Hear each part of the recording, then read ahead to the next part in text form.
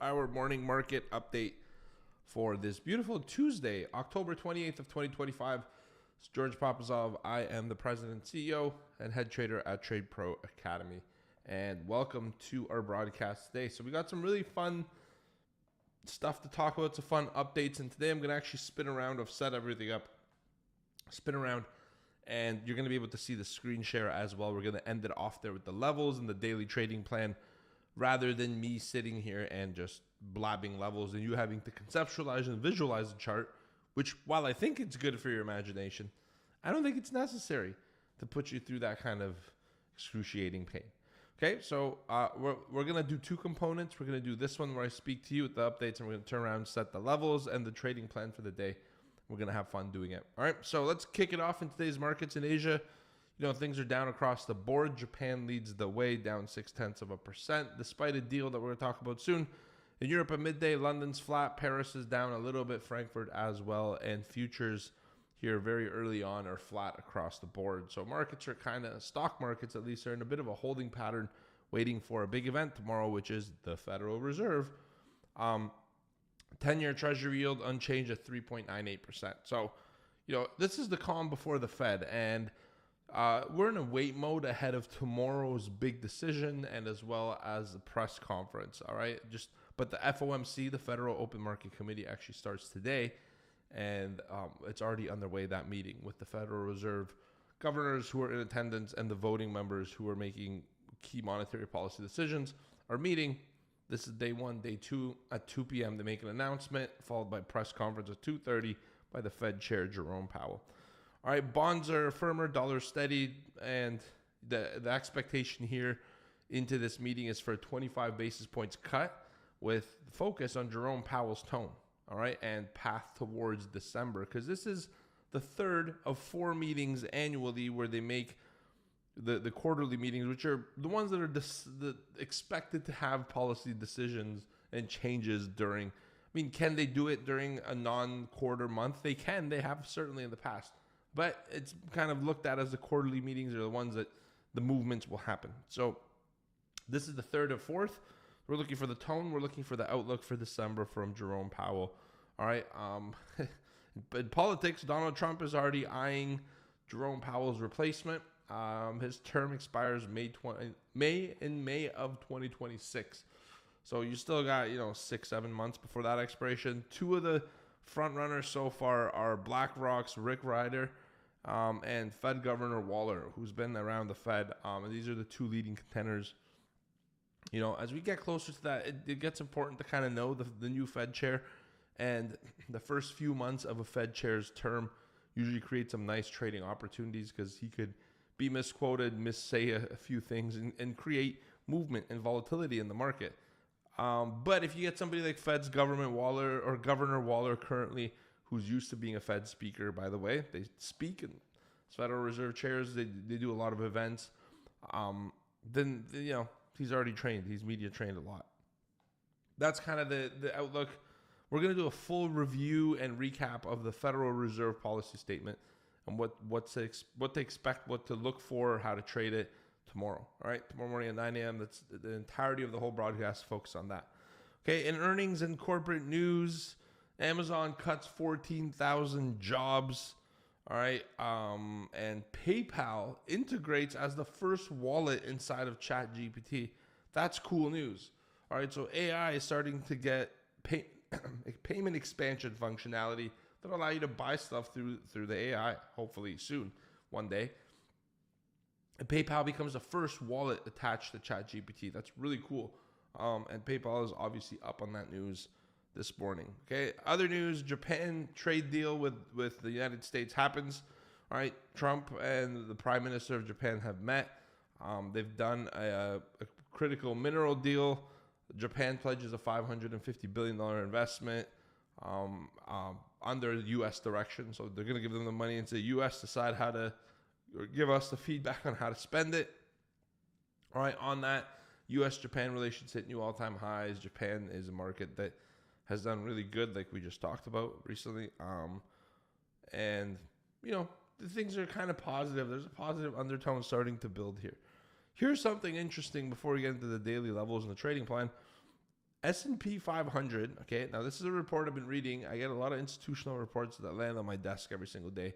I go through some of them, not all of them, the ones that sound interesting, and I read a lot. I think a lot of traders and investors, will surprise you what they do with their day. It's not trading mostly, it's mostly reading and educating yourself. It takes a lot to kind of be on the forefront of market bias and cutting edge. Okay, S&P 500, it could slingshot off of a big gamma level. All right, it's less than 1% from a gamma flip zone, which means that it basically triggers a sharp rally. Everyone has to buy the market to hedge their gamma exposure, which creates further gamma exposure that needs to be hedged, which leads to more buying of the S&P 500 futures. And you get this crazy runaway bid that is hard to contain, and you look at it and you're like, it's hard to get on because it's such a sharp rally with very little pullbacks or retracements. And everyone's just looking at this saying, holy crap, it's going without me. What do I do? And everyone's chasing it. And just like, it feels like the rally's never going to end, but it feels like you're never going to get on board either. All right, we're close to that. There's a dealer level right above. I don't know if if we trigger that before the Fed, but we are getting certainly close. All right. As that threshold breaks, you're going to see a lot of option flows pushing prices higher, and we just get crazy. All right. Oh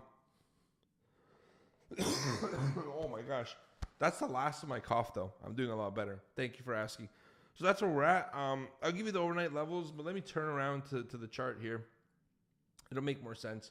Let's screen share. Let's try it. Let's see what happens. All right. And that way I can also see your comments and questions, and then we'll kick off the trading day. All right. Let's turn around. And morning MS Dobef.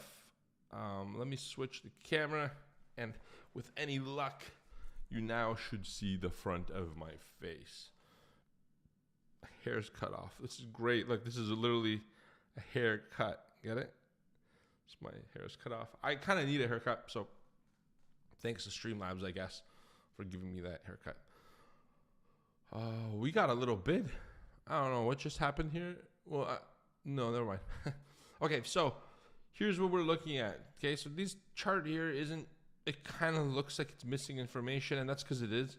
All right, if we compress it, you could see that we have a big gap that formed here. Okay, but through this big gap, it's been mostly a bullish thing.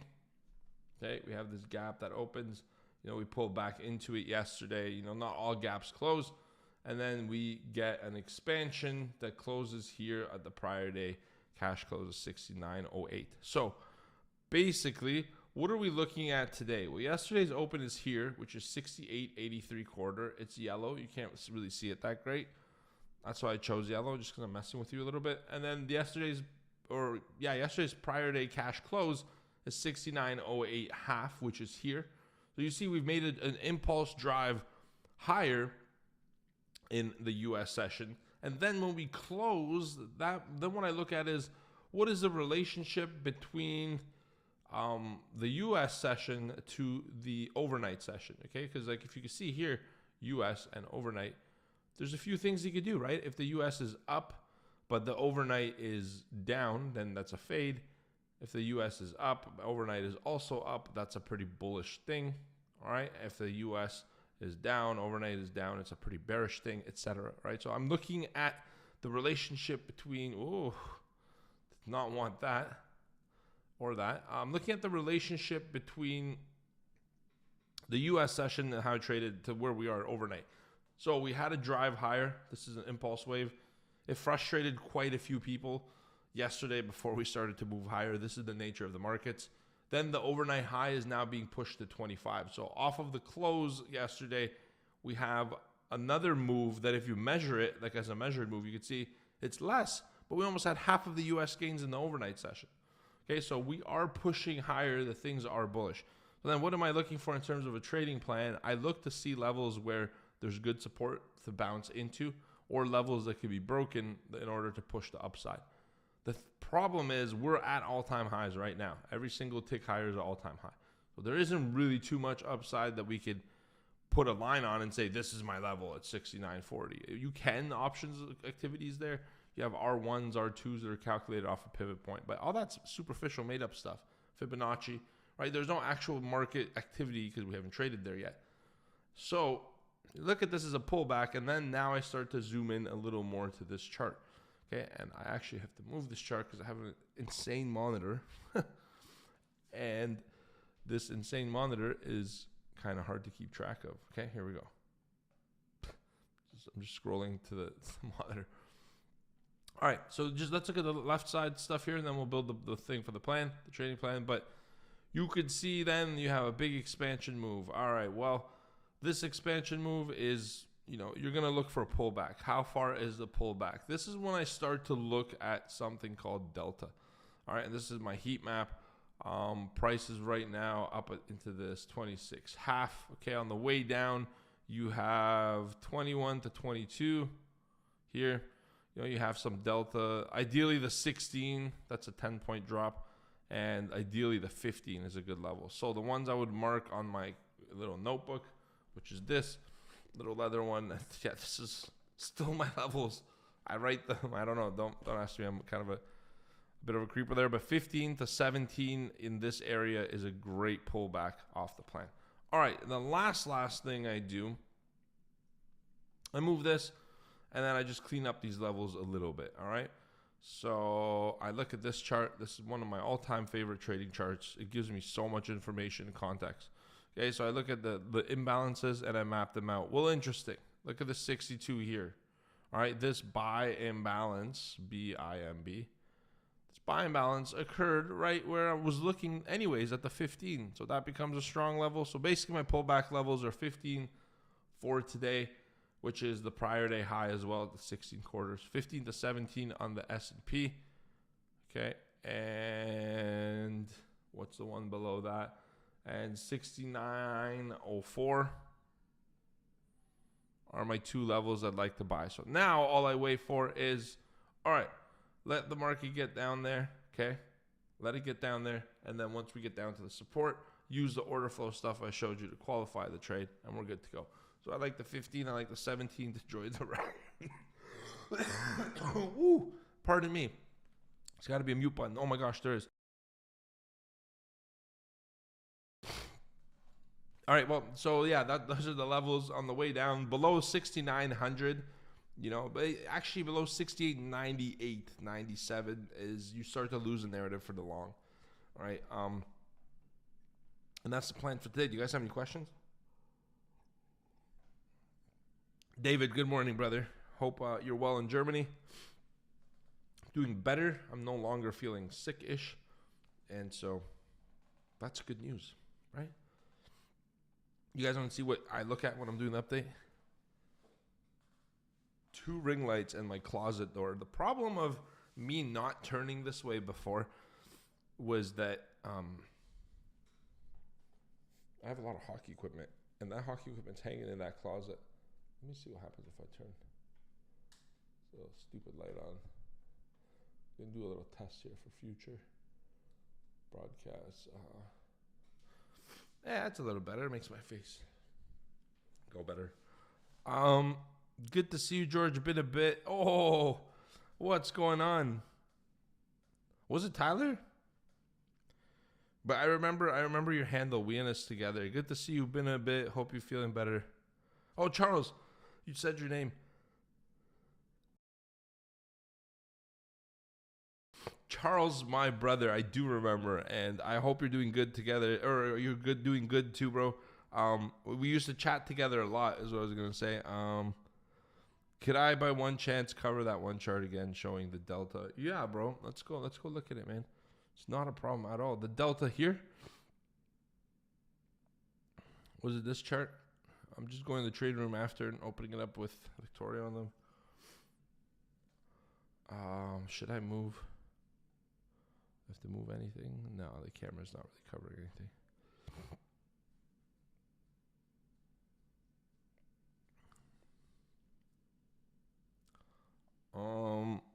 Yeah, I remember, man. That's so cool. I actually ended up moving to Florida, which is where I am now, sipping some coffee. Yeah, okay, so here's the chart that you wanted me to talk about, this one. So basically the delta here is, for me, it's by tick. So I would, if you wanted to organize this, I would lump all this data by 1 point, which is 4 ticks. You could kind of compress it so you add up all the data for every 1 point. It gives you a little kind of like visually cleaner levels, but basically the delta to me is very important because you could see delta as active positions in the market right now, especially this delta, because this delta, Charles, goes back to 6 p.m. Eastern time of the prior evening, which is the reopen of the futures market. So I don't extend my delta for too long. I want it to be fresh. So what I look for here is I'm looking for areas of big buying or big selling, and the way it actually works, Charles, is there's multiple ways that it tells a story, but just think of the story it's telling, because at the end of the day, the most important part is a story, right? If you can't put together a story, you're not reading the market correctly, because it's just a bunch of dimwit humans trying to make money against each other that all think they're right and they're all going to make money, but some of them aren't, right? That's really what happens every day in the market. So what's the story it's telling? Well, you're getting delta, these bulges of delta moving higher up with price, which is a form of acceptance, right? You call that acceptance. But ironically, the best levels are pullbacks to levels of big and high sellers of price that couldn't make it go down. So here's an example. So we're coming down overnight around 3 a.m. That's the London Open, right? We can't press down below it. There's actually quite a big, decent amount of selling. We can't go down. We rebound. We get up to this level. We continue selling. We can't go down. And then in come all the buy stops and buyers rush in. So my favorite way to use it is I like it for pullbacks and bullish moves, for pullbacks to get long into, but I also like it better the opposite way for reversals. So the fact that we're up in this high with all this buying isn't really a problem until we keep seeing more and more buying expand here on the delta and the price can't go up. It's doing this. Price is doing this and delta just keeps flushing out. Now you got a moment where I'm actually looking for the short even though there's a lot of buying. Does that make sense? Because everyone's buying but no one's getting paid to be long.